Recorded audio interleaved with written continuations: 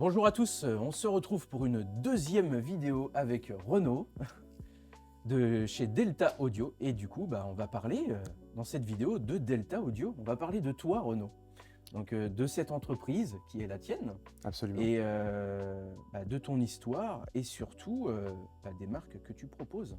Pour ceux qui ne me connaissent pas, parce que je suis sur les salons, etc., et dans les vidéos de différents magasins depuis quelques temps maintenant, je suis Renaud Ribet, j'ai commencé dans le milieu, j'ai aujourd'hui 37 ans, j'ai commencé dans le milieu à 18 ans. En commençant, je vais dire vraiment par le tout bas de l'échelle, je suis rentré dans une société de distribution d'appareils hi-fi qui à l'époque ne faisait que du disque et que du vinyle. Okay. Et je suis rentré dans cette société pour créer des fiches sur un site internet. Donc je créais les fiches pour les CD, pour les vinyles, faire du contenu, faire du SEO, etc. pour vraiment essayer de faire grossir le truc. Et je vais dire, j'ai mis le doigt dans un engrenage où il aurait peut-être fallu que je le fasse pas. Parce que en m'intéressant à ça, en m'intéressant aux disques, en m'intéressant au vinyle, je me suis intéressé à la technologie. Allez, forcément. Donc, un disque, un CD, comment est-ce qu'il est masterisé? Comment est-ce que la captation a été faite avant?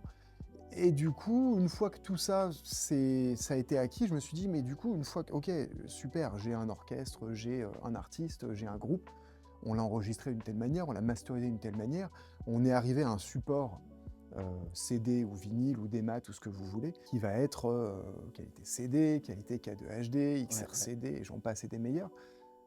Ok, c'est cool, mais maintenant, comment je fais pour le retranscrire? C'est ça. Et là, c'est les amplis, c'est les enceintes. Exactement, c'est les amplis, c'est les enceintes, c'est les casques, c'est les cellules, c'est tout ce qui va autour. C'est ça. Donc dans cette société à l'époque, j'ai commencé à faire rentrer des nouveaux produits, de la petite hi-fi, puisque cette société a une société sœur qui fait déjà de très grosses hi-fi. Ouais. Et c'est là que j'ai commencé à développer pour le marché français certaines marques qui sont aujourd'hui très connues. Rose, les streamers Rose, où j'ai été le premier distributeur en France. J'ai fait toute la traduction d'interface, tout le débogage, etc. Enfin, c'était un travail assez titanesque. Hi-Fi Audio, les petits, petits streamers, les petits dongles, les petits DAC qu'on vient mettre sur des casques audio. Mese Audio, qui à l'époque était dans cette autre société. Voilà, beaucoup d'accessoires, de la prise Choco pour fabriquer ses propres câbles, etc. Et puis, après le Covid, 2021 donc, on a eu comme souvent, on a eu des divergences avec mon employeur et j'ai décidé de quitter le navire pour voguer sur mon propre bateau, si je puis dire. Du coup, en septembre 2021, j'ai monté Delta Audio, qui est une société d'importation et de distribution en France de matériel hi-fi. Société qui s'est montée dans un contexte qui était assez difficile, il faut le dire, parce que après le Covid, on a traversé une succession de crises qui n'étaient pas faciles, qui ne sont toujours pas faciles aujourd'hui, puisqu'on traîne encore des boulets depuis le Covid qui font que l'économie... on rame pour rester dans la métaphore du bateau. Ouais. Et voilà, jusqu'à aujourd'hui, j'ai réussi à, je pense, pas trop mal m'en tirer avec des marques plutôt sympas et puis des professionnels comme toi et comme tant d'autres magasins en France qui sont friands et qui aiment les belles choses, qui aiment les bons appareils et surtout les bons appareils qui sonnent bien. C'est clair. La grosse différence que j'ai, pourquoi en fait j'ai voulu monter Delta Audio, c'était pour me baser sur une chose que j'ai pas pu, qui m'a frustré jusqu'ici, c'est, je vais dire, offrir un service, que ce soit au revendeur ou au client final au travers de mon revendeur, basé sur une chose qui est très simple, c'est que je veux pouvoir offrir à toi, à mon revendeur, à vous, les clients de mes revendeurs, ce que moi j'aimerais me voir appliquer quand je vais acheter un produit. C'est-à-dire que j'essaye au maximum de dépanner les gens, et j'essaye au maximum d'être que ça soit limpide, que ça coule, quoi. Voilà, il y a un problème, pas de problème. Moi j'ai un appareil de démo, je le mets à dispo du client en attendant que son truc soit réparé, etc. Voilà, j'essaie vraiment de trouver des solutions à tout et d'avoir une manière de procéder qui va être hyper fluide.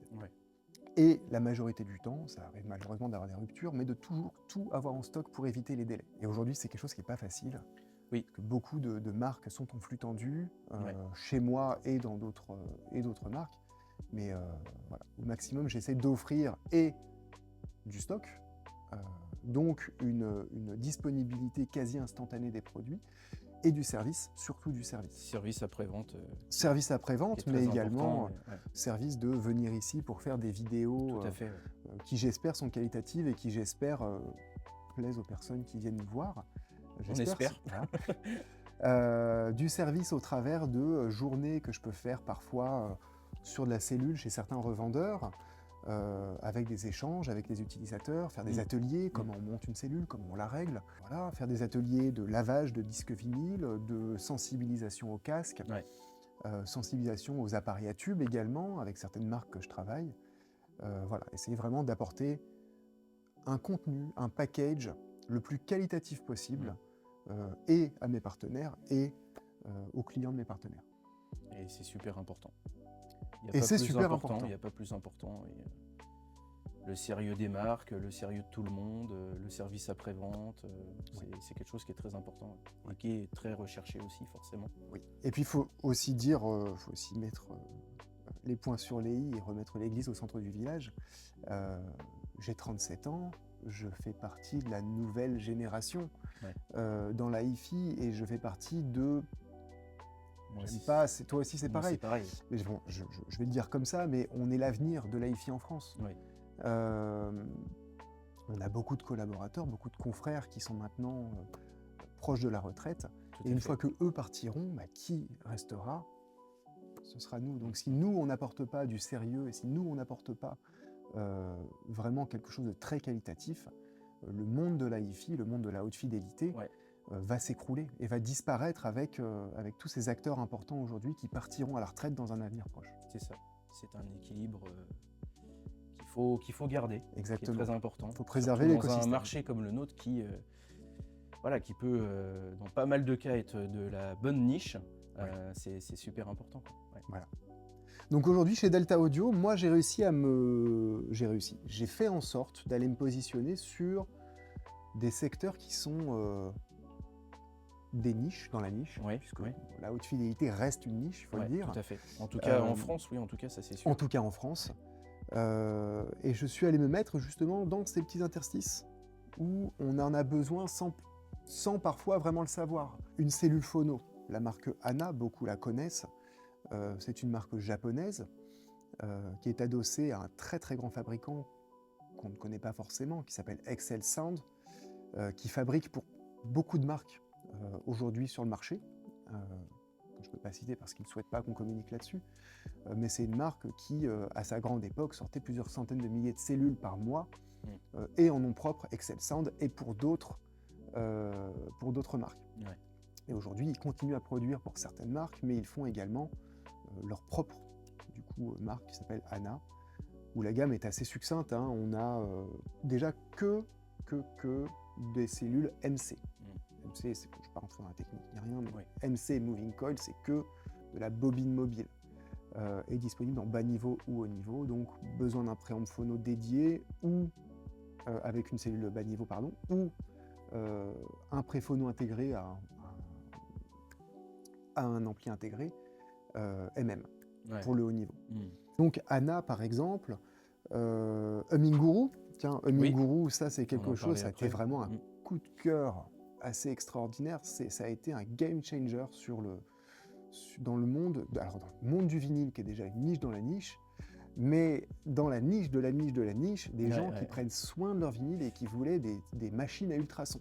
Et sans que ça leur coûte un bras non plus, quoi. Oui, parce qu'aujourd'hui, jusqu'ici, le gros faiseur, qui est une marque scandinave, la machine se vend aux alentours de 3 000 €. C'est ça.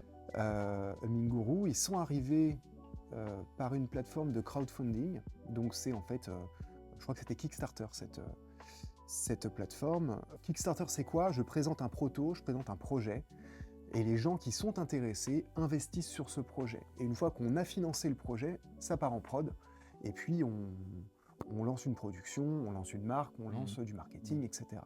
Ils ont été financés à, je crois, c'est 160%. Ok. Donc c'est qu'il y a eu un vrai intérêt. Et ils sont arrivés avec ce modèle-là, qui est la HG01, donc c'est un nom qui n'est pas top, hein, mais qui est une machine à ultrasons qui fait quasiment ce que fait la machine à 3000 €, Ouais. mais à 679 €. Ouais. Évidemment, il y a des concessions par rapport à l'autre, etc. Mais pour 679 €, ça marche vraiment.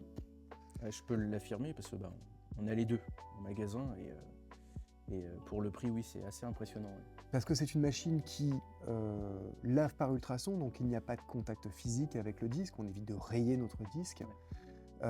Et c'est une machine surtout qui sèche le vinyle après son nettoyage par ultrasons au moyen d'une soufflerie qui souffle un air à température ambiante. Donc c'est pas un air chaud qui risque de déformer ton disque, c'est un air à température ambiante. Donc c'est comme si tu le laissais sécher sur un rack, sauf que tu as deux ventilateurs qui poussent de l'air tout en accompagnant une rotation pour avoir un séchage homogène. Et ça marche vraiment. Si vous avez des vinyles, passez au magasin, Nico fait du nettoyage sur demande, écoutez votre disque avant, nettoyez-le, réécoutez-le après, et faites-vous votre opinion. Et Omiguru, du coup, a sorti, fort de cette machine-là, a sorti un modèle plus haut de gamme à 1000 €, une amélioration. On va revenir en détail sur toutes les améliorations, on fera une vidéo dédiée. On fera une vidéo dessus, ouais. Mais voilà, et ils ont sorti toute une gamme aujourd'hui d'accessoires, de petits accessoires, de la machine à la pochette de protection intérieure, pochette de protection extérieure, outils de nettoyage par ultrasons, du cantilever, on va aller chercher celle-là, donc du diamant qui permet de lire les vinyles pour vraiment le décrasser et revenir sur un truc nickel de chez Nickel.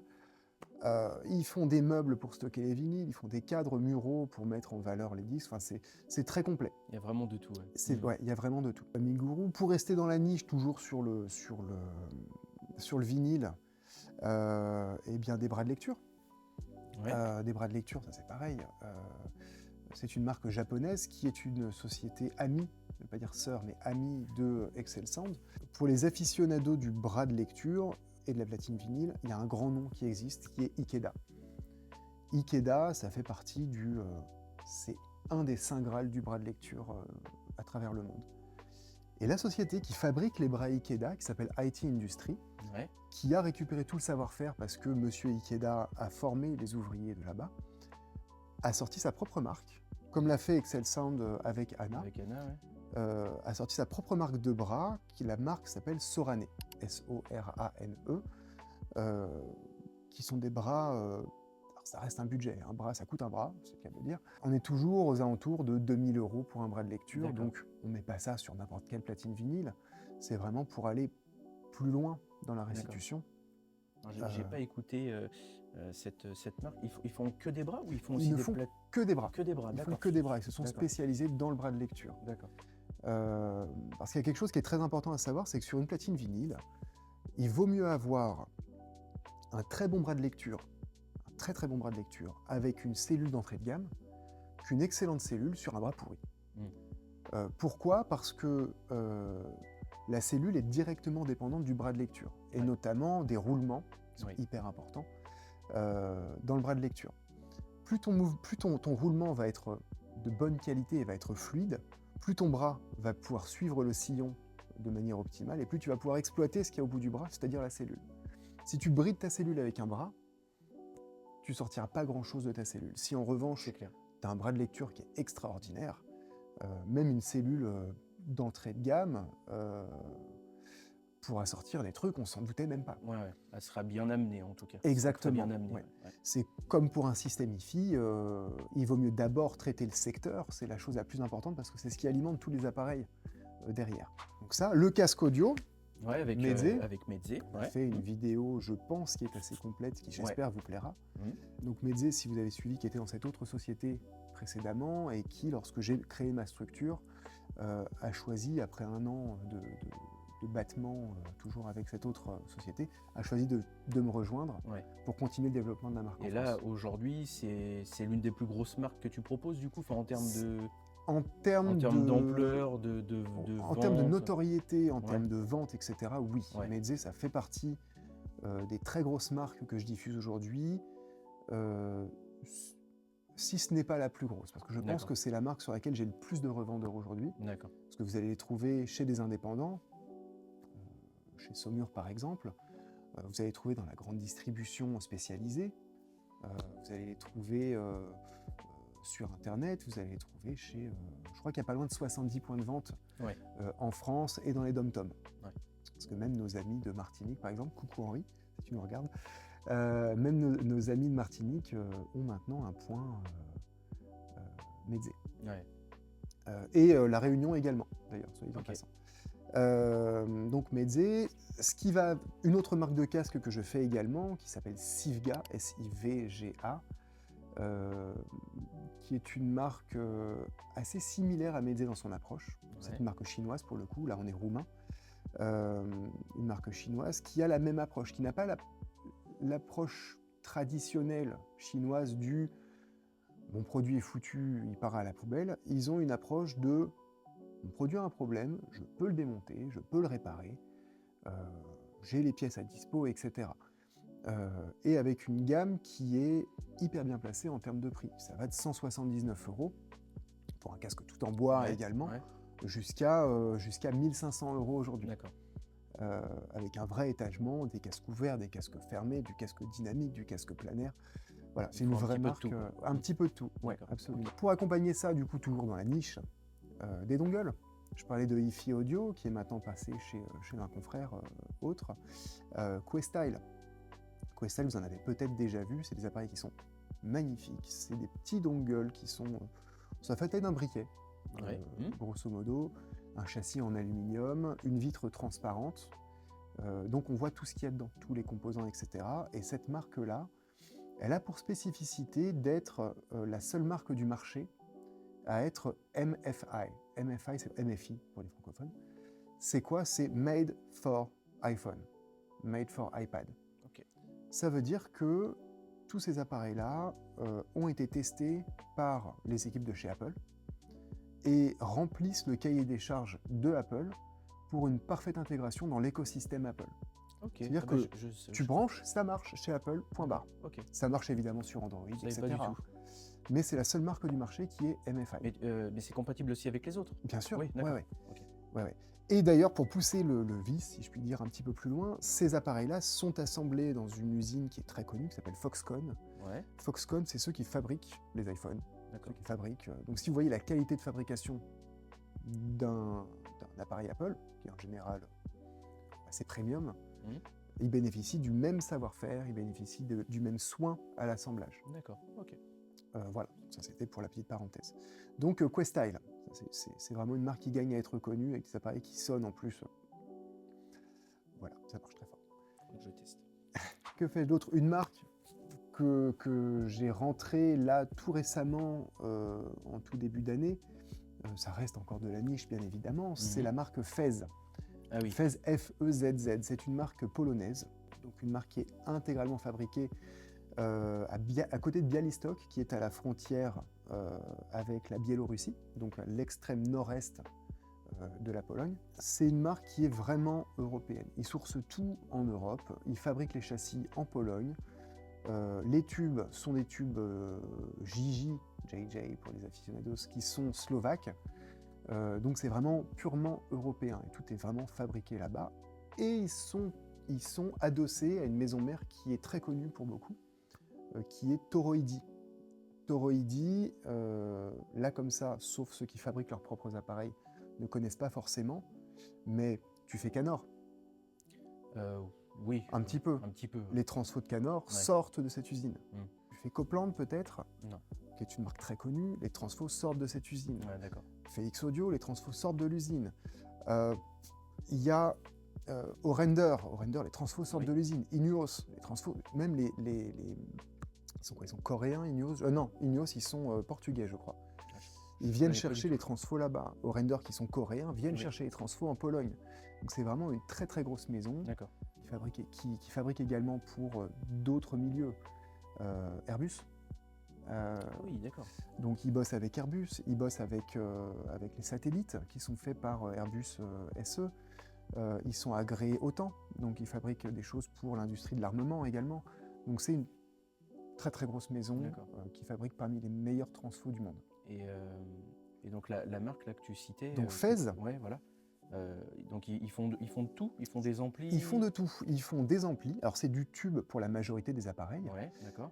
Ça va du petit intégré qui est le Luna Mini, qui est un petit intégré en pure classe A EL34 single-ended. On est à 2 x 10 watts, ça coûte 1750 €. 1850, ça vient d'augmenter. Et ça va jusqu'au, je crois que c'est le Olympia, qui est un double mono KT88, donc c'est 8 tubes KT88 qui sont montés en parallèle en fait, Ouais, oui. qui fait 2 x 100 watts, D'accord. qui fait pas loin de 10 000 €. D'accord.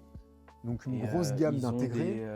Ils ont des sources aussi à côté ou c'est Alors surtout, ils font pas de source, mais D'accord. ils font par contre tout le reste, c'est-à-dire donc de l'intégré, ils font du préamp à transistor et à Ampli de tube, ils font du puissance, bloc de puissance à tube exclusivement, ils font un intégré à transistor qui marche d'enfer d'ailleurs.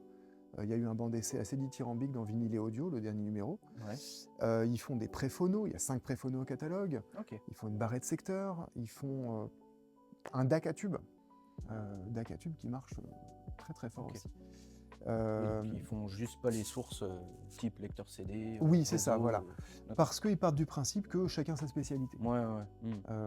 Il y en a qui font des streamers. Le streamer, par exemple, c'est vraiment quelque chose de très spécifique et qui demande un suivi Ouais. Bah, considérable. comme Render et Lumine, hein, par exemple. Render, Lumine, il y a d'autres marques. Mais ça demande vraiment une veille constante et surtout des mises à jour tout le temps. Ouais, Donc il y a une ouais. grosse équipe derrière qui doit veiller à faire du développement. Mm. Il faut des ingés, etc. Eux, les ingés, ils font du tube, ils étudient le tube, le meilleur pour faire des amplis à tube qui marchent et qui sonnent avec tout type d'enceinte. Et voilà, et Fez est arrivé. Ok. Donc Fez que je vous invite à découvrir peut-être dans un avenir proche ici, en tout cas sur les salons parisiens qui arriveront en fin d'année. Quoi d'autre comme marque? Donc là, t'as... MBL.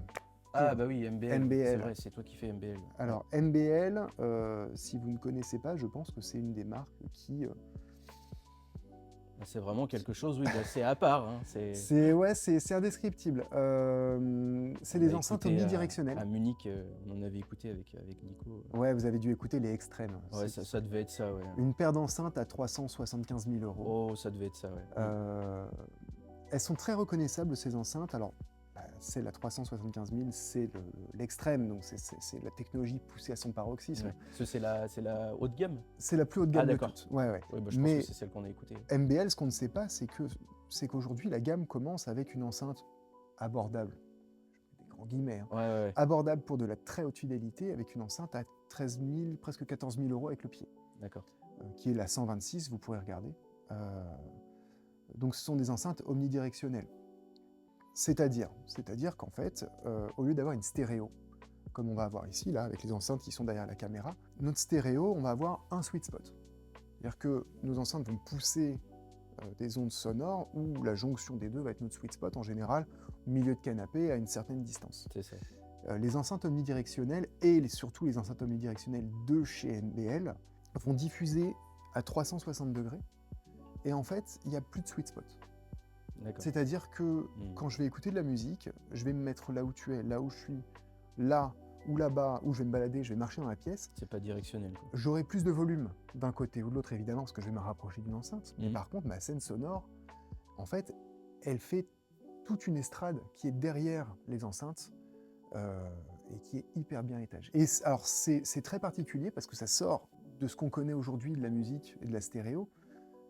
Mais pour ceux qui aiment la musique classique, pour ceux qui aiment, parce que la musique classique, en général, il y a des très grands ensembles orchestraux, on se retrouve vraiment devant une scène de musique classique. Et quand il y a un chanteur, une chanteuse, opéra, lyrique, etc., on peut précisément localiser la voix, la hauteur, etc. C'est quelque chose à écouter. D'accord. Ça, je vous invite, si vous avez l'occasion d'écouter ça, c'est Ah oui, je me souviens, oui, très c'était assez particulier, hein, en plus. Après, on aime ou on n'aime pas, encore une fois. C'était celui de 2023. Au salon de Munich. Ça remonte un petit peu. Hein. Ouais. L'écoute est plus fraîche. Hein. Oui, il faudra que je réécoute à l'occasion. Eh ben, je reviens avec du MBL quand tu veux. Voilà, quoi d'autre chez moi oui, alors une particularité que va avoir Delta Audio, c'est que pour certaines marques, je suis importateur. donc c'est-à-dire que je négocie des contrats que je stocke, etc. Pour Ouais. d'autres marques, je vais être agent commercial, mais Audio par exemple, c'est-à-dire que je ne suis que je suis le représentant de la marque en France. Mais je suis le représentant de la marque. C'est-à-dire que je ne distribue pas, je ne stocke pas les produits en France. Et pour d'autres marques, je suis représentant de RP, donc relations presse, support marketing, etc. Les enceintes Dali, par exemple, Ouais. qu'il y a un peu partout dans le magasin, je dois dire. C'est une des marques d'enceintes qu'on fait le plus. Voilà, Donc, parce que c'est une marque qui est vraiment coup de cœur, et pour vous et pour moi, enfin, je ne serais jamais rentré avec cette marque-là si j'avais pas eu un vrai coup de cœur pour ces produits-là. Voilà, c'est vraiment plusieurs casquettes que je peux avoir pour pouvoir proposer, encore une fois, un package. Ouais. Donc, à mes Donc, oui, revendeurs, donc aux pour Dali, clients. oui, c'est plus tout ce qui est publicité, du coup, tout ce qui est. Alors, publicité, tout ce qui va être publicité dans les magazines, tout ce qui va être renseignement auprès des journalistes qui vont venir faire des bancs d'essai sur les enceintes. Je vais être leur point d'entrée donc chez Dali. Je vais les former sur les enceintes, les renseigner lorsqu'il y a besoin, éventuellement me déplacer chez le journaliste pour l'aider dans la mise en place du système. Mais également, et vous avez peut-être vu cette vidéo qui fait près d'1 heure avec Pépé Garcia, m'occuper des déplacements des journalistes chez Dali au Danemark pour les assister, les encadrer D'accord. dans Ouais, j'avais regardé sa vidéo Ouais. quand il est allé visiter l'usine Dali. Ouais, Oui, c'est ça. d'accord, ok. Et voilà, ça fait partie de mes attributions chez ce fabricant. Ok. Donc beaucoup de casquettes pour justement voilà, proposer ce package pour les clients de mes revendeurs, mais également pour l'autre côté de moi, pour le côté fabricant. Ouais, ok. Eh ben, ça en fait des marques tout ça. Ça fait quelques marques, et encore je ne suis pas allé sur toutes les marques, parce que j'en ai qui sont un peu plus ésotériques, mais, Ouais. mais en effet, ouais, gros package, belle sélection de marques à mon sens. Si une marque sur laquelle je pourrais revenir, qui est des petits streamers, Watson Audio, c'est fabriqué en Suisse, c'est de l'horlogerie, c'est magnifique. Fabriqué chez CH Précision, pour ceux qui connaissent. Ah oui, d'accord. CH Précision, c'est une des très très grosses maisons suisses de très haute fidélité. Très haute fidélité, pourquoi? Parce que l'intégré d'entrée de gamme, on est plus de 30 000 €. Mais on arrive voilà, chez Watson Audio avec des streamers entre 1 800 et 6 000 € aujourd'hui. D'accord. J'en ai jamais écouté un seul. Ça serait l'occasion éventuellement. Ouais. Ok. Voilà, gros. On a fait à peu près le tour. On a fait à peu près le tour, en effet. Ce qui est pas mal, hein, déjà. Ouais, parce que sinon, vous me laissez parler. Moi, je suis jusqu'à ce soir, il n'y a pas de problème. Ok, bon bah super. Et bah écoutez, j'espère que cette petite présentation sur Delta Audio vous a plu, que ça a été passionnant pour vous. Nous, on va se refaire une troisième et dernière partie. Hein. On va parler de Humming Guru. Humming Guru. Et puis, je vous dis à la fois prochaine pour une prochaine vidéo. Allez, salut!